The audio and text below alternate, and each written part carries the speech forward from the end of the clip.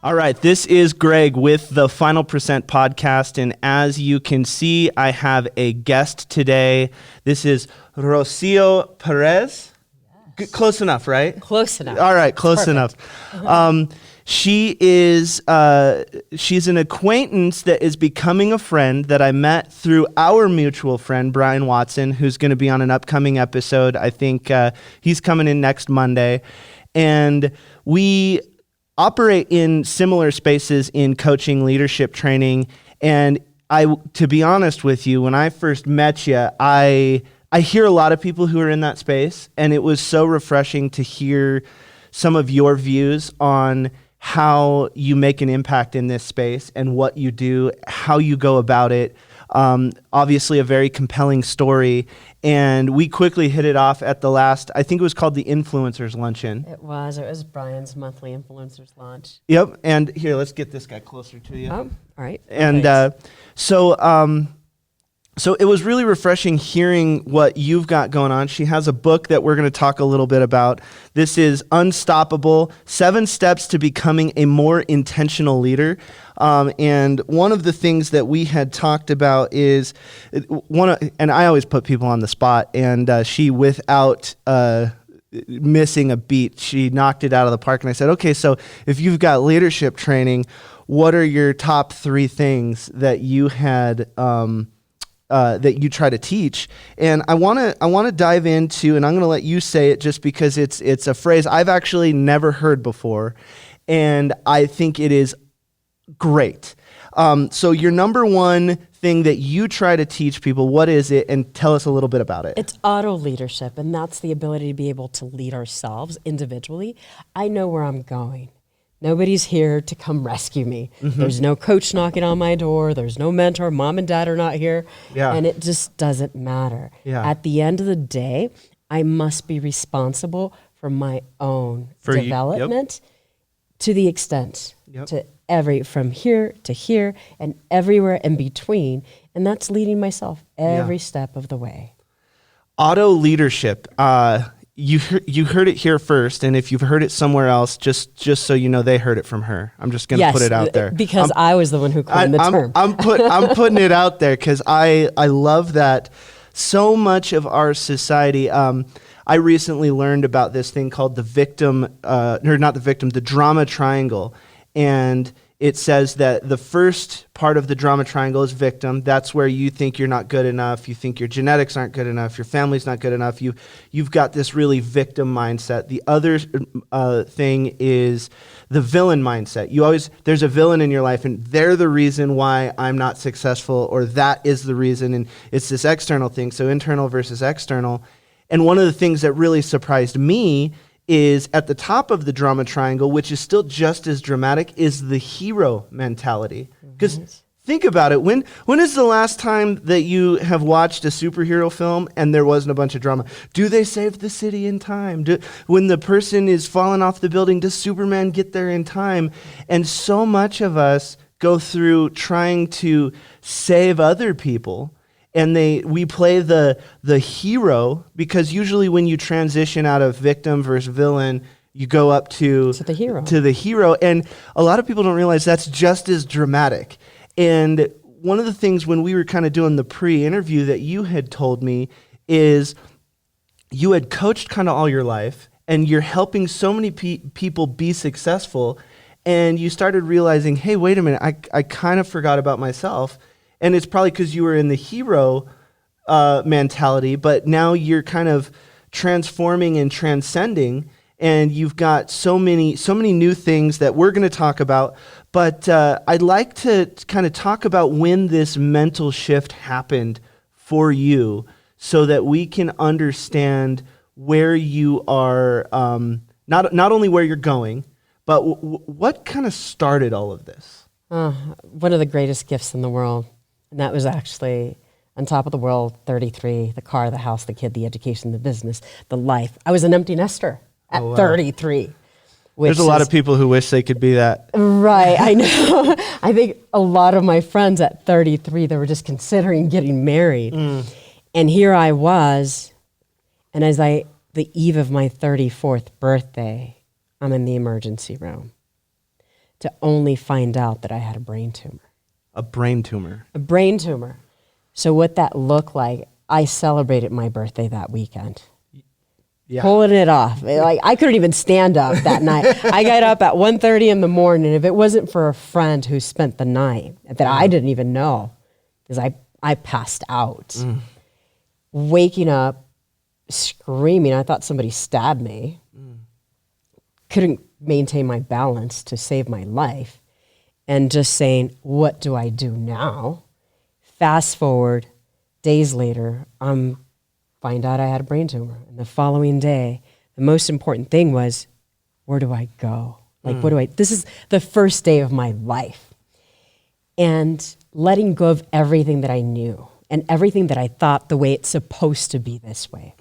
So that took me on a very amazing journey, and that journey of discovering I haven't lived. I've been unstoppable to the nth degree.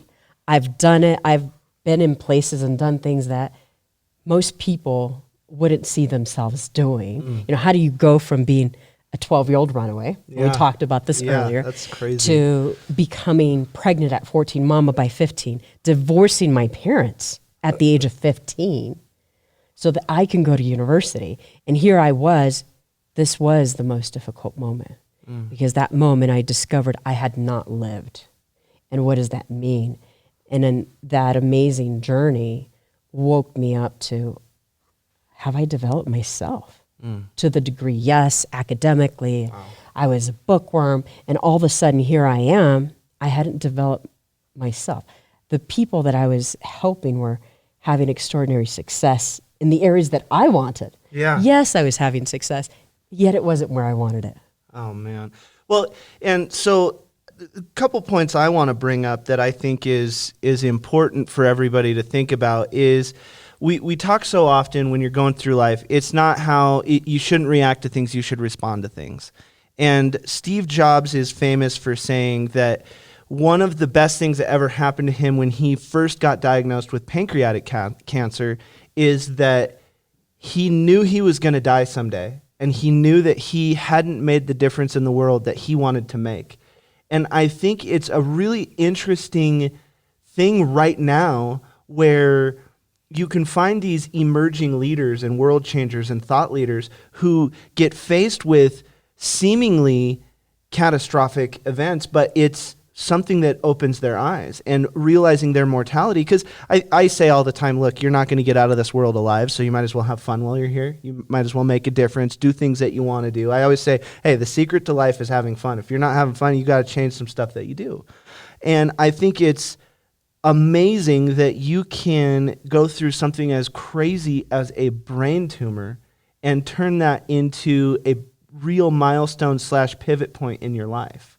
And I think that kind of story, we were actually talking earlier when she got here, is I'm kind of sick of the I've overcome so much stories because it's always like gets harder and harder and harder and harder and harder, and they don't really recognize how beautiful life is and how much of a blessing that life is until sometimes it's even too late, but certainly not as fast as you did. And I think that if we can start responding, that's that key word, responding to these eye-opening experiences. One of the things that when she was telling me about this, I wrote a bunch of words down. She's unbelievably interesting, but she didn't call the brain tumor a risky thing or oh my God thing or this. She called it an opportunity. Come on, It was an opportunity. At the end of the day, it's great. like, how do you look at life? And in that process, people are looking at the dark side of it. Yeah. I'm excited about what I can create. Yeah. Now I'm living on intention. Yeah. So that's your number 2 thing that you had brought up is an intentional leader. Now, explain that a little bit more. Give us a synopsis. And if you want to learn more about this, go to the book. The book, 7 Steps. Wait, what is this? 7 Steps. 7 Steps to unstoppablebook.com. See, everyone knows I'm dyslexic, so me reading stuff on the air is going to turn out like that. But 7 steps to unstoppablebook.com. And then another really exciting thing is you have a membership site that is coming out and is going live on Friday. So if you are interested in that, I would really encourage everybody to go check that out, because I think that just with what she's gone through, and you guys have always heard me say, hey, you're one conversation away from changing your life. And I really invite you, engage with her brand, go to her website, and she's one of the most open book people, no pun intended by her book. But she's one of the most open book people that you can find. So I'm sure she would have a conversation with you. And like I said, hey, you're one conversation away from changing your life. People like this change lives. And so, let's get back into what is an intentional leader. To me, an intentional leader is like, I know where I want to go, and I hold that roadmap no matter what. So one of the steps inside my book is that part. How do you be more intentional? Where do you hold the roadmap? I didn't get to where I was at because there was no roadmap. Yeah, I exactly actually right. had a roadmap. I had a plan. I didn't know how to get there. Yeah. Yeah, my roadmap was in there. I created it. When you start looking here at chapter 10, step number 5, out of the 7 steps, you start looking at creating your own roadmap to leadership. I knew where I wanted to go. So really knowing where you want to go, how you're going to get there, doesn't matter. Yeah. You will find mentors and people along the way. You just must be very intentional. Yes. And just like we're very intentional in leading ourselves, we must be intentional in leading others. Exactly Who right. is this person? So that's where empathy and compassion and connection and really co-creating something with the other individual. And you do this extraordinarily. Oh, I've seen you in action. I'm like, wow, this is a person that is worth becoming. I appreciate And it's that. extraordinary to see that in action, where you know where this person's going. You know what their goals are, and you know how to get them. That's so awesome. an extraordinary leader is seen beyond where that person is going That's and putting incredible. them right there. All right, so we're going to do the good book test. I'm just going to flip through this and read a little bit of whatever we get to. All right. Select 3 categories from the balance wheel where you... Okay, so this is already amazing. It's a workbook as well, so that you can actually write things down. Select 3 categories from the balance wheel where you rate yourself as underperforming. Reflect on the score that you gave yourself. Describe what you're doing well in the 3 areas. Come on, like, you have an actual workbook so that you can be, dare I say, intentional on your development. And things like this, I'm a huge fan of writing stuff down, workbooks, because I have so many thoughts and my brain goes so fast. If I don't have something to write them down, I'll be like, oh, that was a great thought. That was an epiphany moment. Yes. And then when I didn't write stuff down, I'd go, wait, wow, that was such a good idea. So having a great book where you are also writing stuff down, it gives you an opportunity. Hey, from this, I don't even know what the balance wheel is yet. I traded her one of my pieces of merchandise, this beautiful coffee mug, for a book, and I'll go through it. But I love being able to go through a book and actually write stuff down so that it can help you develop. And I'll tell you right now, writing stuff down is one of the best ways to actually remember it and apply it. So It's beautiful. And one of the great things about this book, among many things, is that you can go through this book 100 times, Greg, And you're find something going new. to find something new, because it's about you and it's auto-reflection.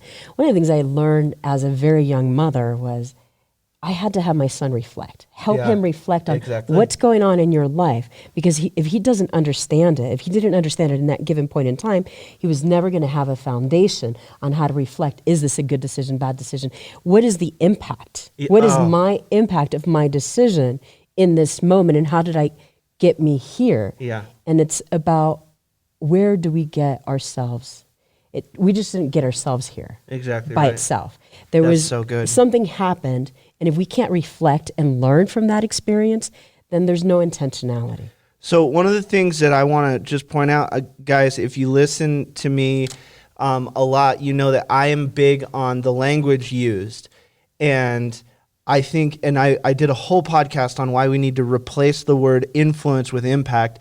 And notice how many times she just said impact. And one of the things that I want to do is, and I'll have her back on and we'll develop this concept, is reflect for real impact, because she said, I want to reflect, how am I impacting? What am I impacting? And how can I impact more? That's an incredibly powerful tool that she just said. And this is why it's great to talk to other thought leaders, because that's just her language. That's how she talks to herself. That's how she talks to other people. And one of the things I'm big on is how you talk to you is vastly more important than how I talk to you. And one of the things that I had told her in my coaching practice, I said, look, I am going to be drastically less committed to your goals than you are, because we do not need both of us going down the mental spiral of going down. We need someone who's going to be able to pull us out. And one of the things that she's doing is she's talking to herself in the same way that I would talk to myself. So she needs a different kind of coach. And this goes back to the performance versus development. There's certain things that I'm going to talk to her about, and we can talk about, hey, we're going to go perform a speech, perform a seminar, perform a conference at a very high level, transformational, help people out. Whereas other people who are just trying to get into this game, they are in development mode. And you need to know that that's okay. You have to develop your connection skills, your speaking skills, your interview skills. You have to develop. And when you're in development, that's okay. I coached this medical doctor, and I asked her, I said, do you know more about being a doctor than I do? And she said, yes, I do. And I said, therefore, if I picked up a book on how to be a doctor, I'm immediately in development. Whereas if she picks up a book on being a doctor, she's in performance. And so this is just something that I want to emphasize here when we're talking to other impactors, that they are performing at a high level to help you develop. And sometimes when we get people like this coming together, we can go perform at a high level. We're going to be able to talk about things. We're going to get into her company that is 5 years old, and we're going to talk about how she developed it and now how it's performing. And so I want to keep hammering home, because so many people listen to podcasts and they listen to Audible and they just want to go be able to perform it. Like Tim Ferriss, 4-Hour Workweek. I can't tell you how many people I've talked to who just want to go perform a 4-hour workweek. No, that is something that gets developed, and it's okay that it takes you time, right? Right. And so she has a company, Inventiva company. It's leadership training. She does a lot of speaking. And guys, this is international best-selling. So I'm telling you, there's proven formulas in here. Anybody who knows my podcast, anything that I'm passionate about, I'm going to sell you. I want you to buy. I want you to support her, and I want you to support yourself. So I don't mind telling you, hey, you need to get things like this. I mean, how much does this book cost? It's $25. $25. If you find one thing in there that can make your life 1% better, it's worth 1,000 times the price of admission. I'm one of those people who will buy any book based on any kind of recommendation. So I'm telling you guys, go get the book. It's worth its weight in gold. I'm telling you, I'll go through it, and then I'll have you back on, and I'll talk to you, and we'll really deconstruct the book so that we can help you guys understand, get excited about it. And then we just talked about how she's going to do an audio version. Don't worry for all those dyslexic people like me, but I tell you, it's not the craziest, longest book. It's 107 pages. If you can't get through that, then you know what? You need to get more serious on your personal development. But Inventiva is something that was born 5 years ago. And tell me a little bit about how, what, why. So 5 years ago it was a thought. Now it's a real thing. Tell me why you started it 5 years ago, what it is right now, and where it's going to be in 5 years. That's wonderful. Those are all great 5-year questions. I love it. How it started, it started from that brain tumor. I figured out I wanted to be an impact. I wanted to work with people. I wanted people to not look at their life at the end of their life like I was looking potentially in that moment. Exactly. That was a moment of decision. Yeah. To live full out. What does it look like to transform your life, to transform your environment, to transform your family, your community, the world at the end of the day? That's awesome. By living full out. We all came here with different gifts. Yeah. I'm not going to put somebody who doesn't belong on a stage on the stage. Yeah, exactly. Because they don't belong on a stage. Yeah. Our gift is that gift of communication. Exactly right. To be able to touch, move, and inspire individuals in only ways that we know how, because that's our gift. And that's where it was born. And where it's transformed into this extraordinary leadership company that is doing just that. We provide coaching. We do transformational coaching, individual, group coaching. We're helping people get off that hamster wheel. Because that's great. not only That's are a they great a hamster wheel, yeah. they're stuck in the mud. That wheel is stuck in the mud, and let's add another level into it. It's pitch dark. Oh man, so we can't even see where we're at and how to get out of that. So some people, because it's so pitch dark, they don't even realize they're on a hamster wheel. They don't even know they're on a hamster wheel, and they don't even know they're stuck in the mud. Okay, so this actually brings in, we'll get back to where she's going in 5 years, but I promised you guys 3 things on the leadership coaching. So being in the dark, her third thing that she talks about is what kind of leadership? It is the awareness leadership. Dare I say a flashlight to help you understand things. Flashlight, here we go. Flashlight, just like the flashlight that I had to put on my life after coaching thousands of people and say, okay, what's really going on here? Yeah. Why am I doing what I'm doing, and why am I getting the results that I'm getting? That whole auto-reflection. Yes. Here we go, auto-reflection. Yeah. You know, something extraordinary, right? Yeah. When we're looking at ourselves, I was looking at myself and saying, no wonder. Here's like step 120 vulnerability moment. Yeah. And that was, I wanted to be in an extraordinary relationship. Okay. And yet I wasn't willing to open myself up for love. How is that possible? Yeah. How can I want something exactly right so bad exactly and not have it and not because I was not willing to? Exactly. You have to be able to change yourself to get what you want. Exactly. If you want something you've never had, you have to be willing to do something you've never done. So awareness, maybe turn on the lights. Turn on the lights. Oh crap, I'm on a hamster wheel. And check this out. If you're on a hamster wheel, usually it really is just a decision to get off the dang wheel.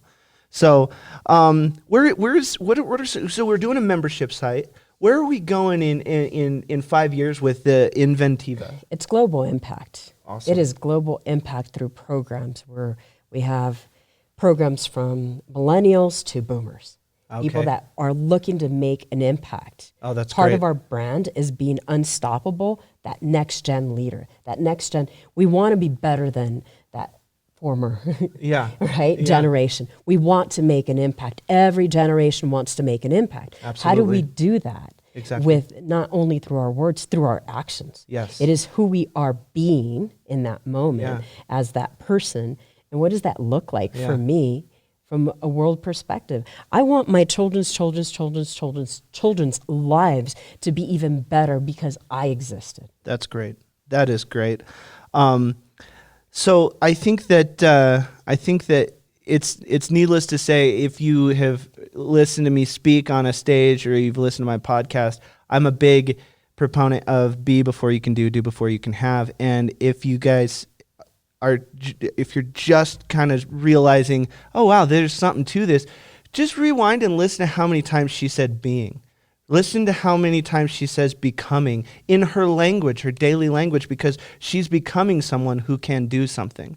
So I think that is just really important to identify that language, because she's focusing on being someone of value so she can do something of value. And then, like I said, guys, then you just have something of value. B plus do equals have. You don't have to worry about the equals part because it just happens. It's a byproduct. Let's see, letting go of what you thought life should look like. I thought that when we were kind of doing our pre-interview, that was something that really stuck out to me. And I'm sorry, Mom, I'm going to put you on blast for a second. I've been working with my mom on this, but every holiday season, she does this thing, and I think everyone does this, and a lot of people do it on a big scale, small scale, daily scale. But specifically during the holidays, she will be like, oh, I'm going to cook this nice meal, and everyone's going to they're going to sit at the table, and no one's going to fight, and no one's going to this. And it's this picture she paints in her mind. And right when things, say me and my brother have a disagreement, or my dad is not wanting to help peel potatoes or something, her picture of what she thought that life should be and look like starts unraveling. So it starts making her feel a different way. And she has worked very hard. And just so you know, my mom in her 60s has changed so much through personal development. If you think that it's too late for you to start, just remember that Colonel Sanders started KFC at 71. So if you're in your 60s, just know that you can still start. It's okay. If you're in your 70s, you can still start. I read a book yesterday by Jack Canfield, and he had a story in there of the oldest guy to get his associate's degree was 99 years old. You can start whenever you want. Wow. And I think that is important. But letting go of what you thought life should look like. And you talked about, hey, I had the car, I had the kids, I was an empty nester, and I realized... The kid, only one. Oh, kid. Just one. Cars and kids usually just get plural for me. They usually get plural. But so how did you start realizing that you can really paint whatever picture, that your mind is a paintbrush and not a camera? How did you come to that realization? Wow, that's an extraordinary question. I knew that at the age of 5. Oh, wow. I knew that the world that I lived in was not the world that I would live in. Let's just reflect. I love that word on this. That's going in my utility belt. But auto reflection. Yeah, she said the world that I lived in is not the world that I was going to live in. That's powerful, guys. That's powerful. You can change your stars. So yeah, let's expand and unpack that a little bit. So for me, it's growing up in extreme circumstances. To me, when I was in second grade, I remember my teacher coming up to me. And back then, I know you had plastic school supply boxes by the time you went to school. Well, we had these cardboard school supply boxes, just like it was sitting right here. And all of a sudden, my teacher walks up to me and says, Rocio, are you colorblind? And I said, why would you ask that? The assistant's looking over me, teacher's looking over me. And I took a look, and I opened up this cardboard school supply box. She goes, why do you color your dogs purple? Because she likes the final percent. Because I like the final percent. I not only like it, I love it. I eat it for breakfast. Shameless promotion. Right, shameless promotion. I love it. Unstoppable promotion. So I opened up that school supply box, and I said, that's the only color I have. Oh, that's awesome. What they didn't know, that I was a Picasso. Yeah. Resourceful beyond measure. Yeah. I could have chosen not to play the game. I could have taken myself out of the game and not done anything. But guess what? I exhausted my opportunities with my pencil. I colored as much as I could in different grade scales in there, different gradients. And all of a sudden I had one color. And guess what? There was a moment in my life. Here's a funny story about that.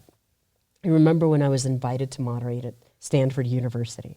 That was always my dream to go that's so cool. to an extraordinary Ivy League school in life. And all of a sudden, I'm driving down the road in Denver. I get the call from Stanford, and everything was worth it. Because the world that I lived in was no longer that world. Oh, come on, guys. If you're not just filled with joy and happiness from that story, that's incredible. So let's see. You have a team of consultants that helps you get things done, and I'm sure that team is only expanding. And what are some of the other events and things that you guys are preparing for, getting ready for? I just saw you were emceeing the Africa Energy Council or something. Yes, that's so cool. Energy Africa Conference. I emceed it. I actually received an award at that conference. Come on, guys. That is so cool. So that is fun. So cool. So one of the things that we're working on right now is the next books. Awesome. Okay. I have 2 books that are coming up. One of them's on my life. Oh, that's It's titled Unapologetic. I have nothing to apologize for. My life has been my life. I've learned lessons. I've moved along the way. And guess what? Yes, I remember the first time that I was in front of an extraordinary individual in Cherry Hills. Okay. And they asked me, well, you're not supposed to be here. Of course, I was 30 years old. And they're wondering that I'm not supposed to be there. And at the end of the day, I'm supposed to be where I want to be. Exactly right. And I belong everywhere. Right. Not because life looks like. When people ask, 33 empty nester. You're not supposed to be here. Exactly. What does that look like? I have nothing to apologize for, and I own it all. I'm okay with it. And because of that, I became who I am and able to move people. Did you hear? She just said became who she is. I'm telling you, leaders think like this. They're always becoming something, because if you become more, you can do more. I'm going to hammer that into your guys' head. And she just naturally talks to herself that way. So, I mean, I'm telling you, that is one of the secret sauce. Always when you're at a job, never ask yourself, what am I getting from this job? How much am I making at this job? Ask yourself, who am I becoming at this job? Who am I becoming in this moment? Who am I becoming with this person? And she naturally, that's who she is. And I'm telling you, and that's how she talks to herself. That's part of her language of life. So adopt that. And that's why I'm just really trying to put a pin in those things, because I think it's so important on development, because development is literally becoming. So just keep that in mind, guys, because she's becoming more. And I mean, I think you're just getting started. I'm just getting started. I am just getting started. I have another book on transformation, and that's Blank Slate. And that's designing your life and your destiny. That's great. Because we get to choose. I get to choose, just like I chose to become. Every single one of us can make that choice. And it's a moment, like this moment. This is how a friend explained it to me. It's this moment, and this moment, and this moment. When we think about life in that moment, it's not the mistake that I made 3 weeks ago or 10 years ago. This moment is a new moment. It absolutely is. And I love the fact that you're talking about how she talks to herself, how I speak with myself, because it is self-talk, right? Auto leadership. We get all this auto leadership. See, you're picking up this book. I think I'm going to take you to promote my book. Hey, I will. I will. Extraordinary promoter. One of the things that I've learned in life is that we're always having conversations. Absolutely. No matter what. We think that the person who's crazy is the one walking down the street talking with themselves. Well, guess what? We're the ones talking with ourselves too. The only difference is that language is external. Our language is internal. Absolutely. Our communication is internal. We have anywhere from 50 to 70,000 thoughts, 50,000 thoughts to 70,000 thoughts a day. In this moment, we've had anywhere from 35 to 48 thoughts per minute as we've been sitting here. And those thoughts depend on what it is that we put into, just like this cup. If we put negative thoughts into this cup, negative thoughts are going to come out. Nothing positive is going to come out of that. Exactly unless right. we put in positivity into it. And that is the intentionality about everything. We must be intentional. I speak with my grandson Okay. that same way. That's so great. And I shared with him, I'm like, Emilio, you've got this. And he'll be chanting with me. Who's got it, Emilio? I got it. You got it? I got it. I got it. I can do this. I can do it. You got this, Emilio, right? And that's the beauty of it, because I know who he will become. Not only who he will become, I will see that. Yes. Because I helped design that. I'm just saying, guys, I mean, this is obviously someone who is making an impact in not just Colorado. I love people when they say, and it all starts with one person, and it can start with her grandson. It started with herself. And like I said at the graduation speech, I let everyone know, hey, guys, you're all sitting in these seats because of a decision that I made.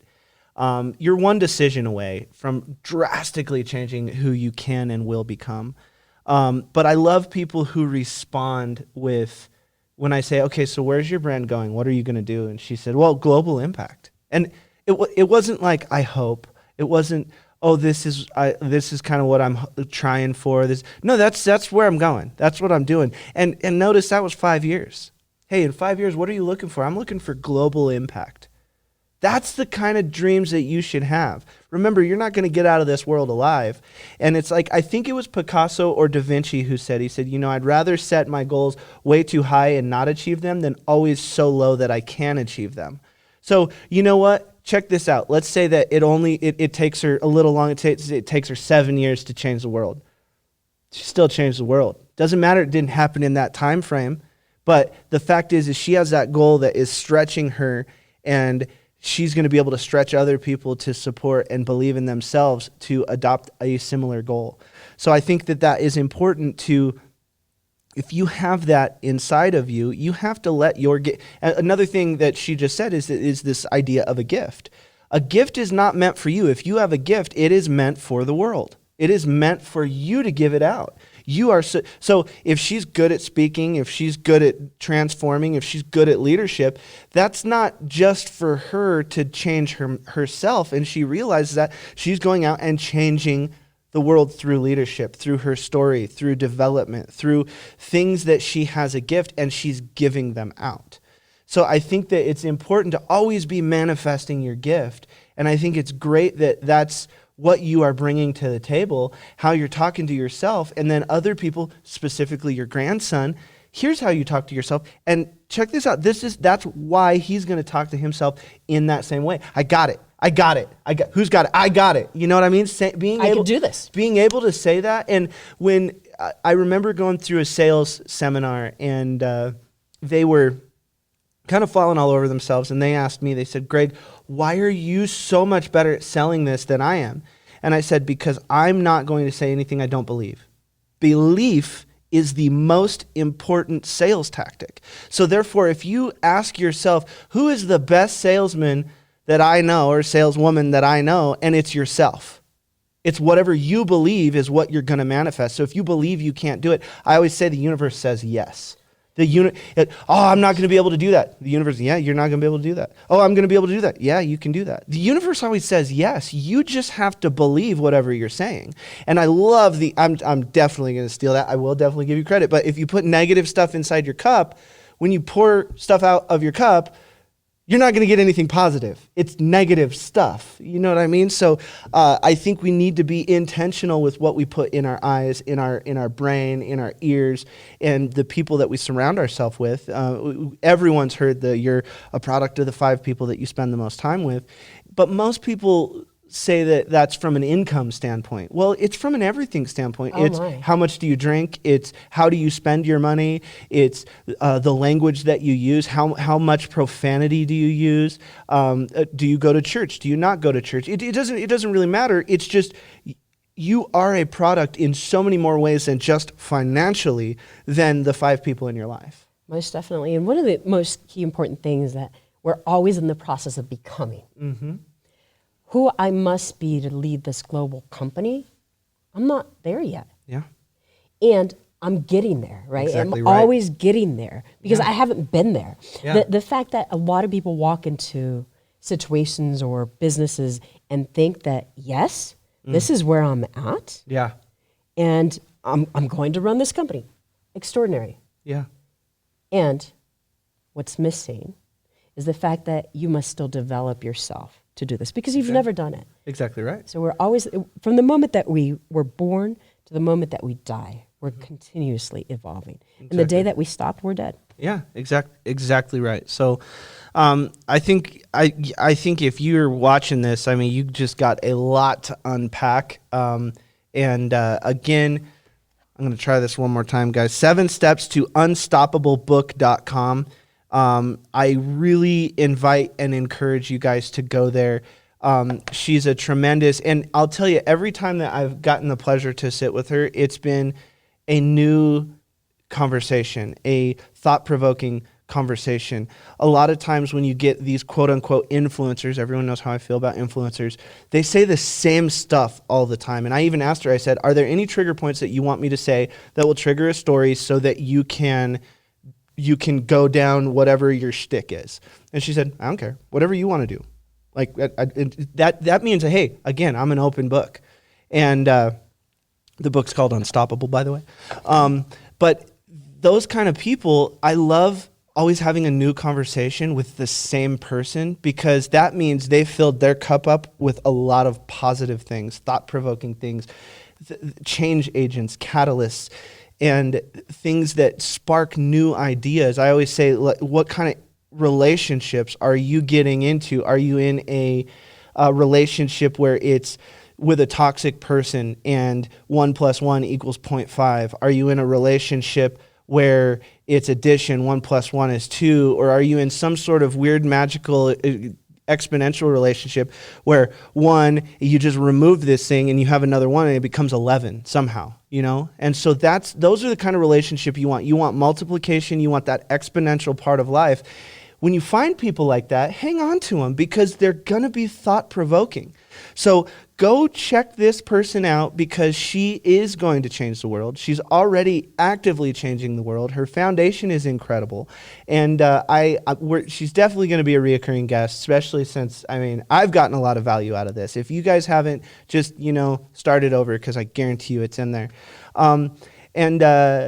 Friday, the membership site goes live. The membership site goes live. What does the membership look like? Is it a monthly thing? Is it a yearly thing? It is a monthly thing. Tiered? It is tiered. Okay. It is different So what's levels the of access. lowest cost of entry? What are we looking at? Just so for all the people out there like, oh, there's no way I could afford someone that awesome.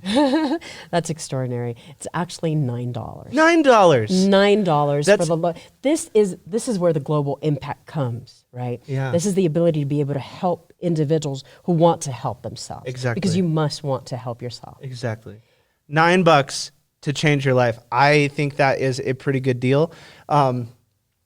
Go engage, have that conversation, and we'll have her on multiple times just because I think this is going to be a really fun, reoccurring relationship on the final percent because, I've gotten so much value out of it. I average about 6 books a week. So, I'm plowing through books. I love learning, and I own a music school. And I don't listen to music in my car. I only listen to audiobooks. When I'm golfing, I'm walking the course and I have my earbuds in. When I'm working out, I have my earbuds in. I go through about 4 hours on 1.5 to 2x every single day. 4 hours. So that's almost 8 hours of information every day that I'm in there. And so there's a lot of things that I've heard before. I will say that this has been very refreshing because there's a lot of things that you bring to the table that I have not heard before. And that's why I think the world needs you. Wonderful. Well, you're an extraordinary individual. I'm so happy to know you and to be part of your life here. Well, we're going to make the final percent unstoppable with this person by our side. Thank you guys so much for tuning in, and she will be back. I promise.